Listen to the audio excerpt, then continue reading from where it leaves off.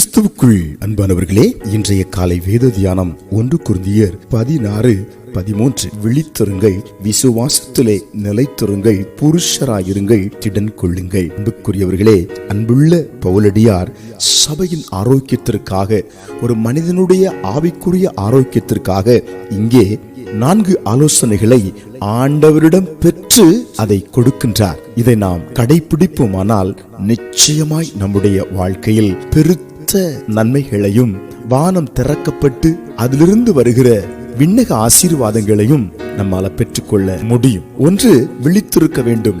ஜெபத்திலே விழித்திருக்க வேண்டும். சாத்தான் நம்மை ஏமாற்றி விடாதபடி விழித்திருக்க வேண்டும். நம்முடைய சமாதானம் பாதிக்க கூடாதபடி விழித்திருக்க வேண்டும். எல்லா காவலோடும் இருதயத்தை காத்துக்கொள்ள வேண்டும்.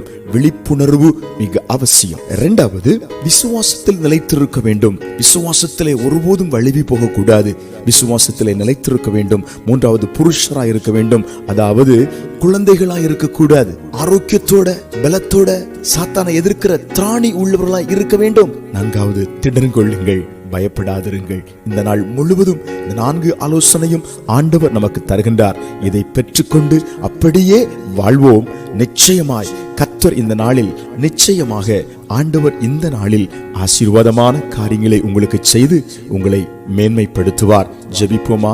எங்கள் அன்பின் பிதாவே, இந்த காலை நேரத்திலே நாங்கள் விழித்திருந்து, விசுவாசத்தில் நிலைத்திருந்து, நாங்கள் புருஷர்களாய் இருந்து, நாங்கள் திடன் உள்ளவர்களாய் இருந்து, எங்கள் வாழ்க்கையிலே வைத்திருக்கிற ஆசீர்வாதங்களை சுதந்திரிக்க ஆண்டவர் அருள் செய்வதற்காய் ஸ்தோத்திரம்.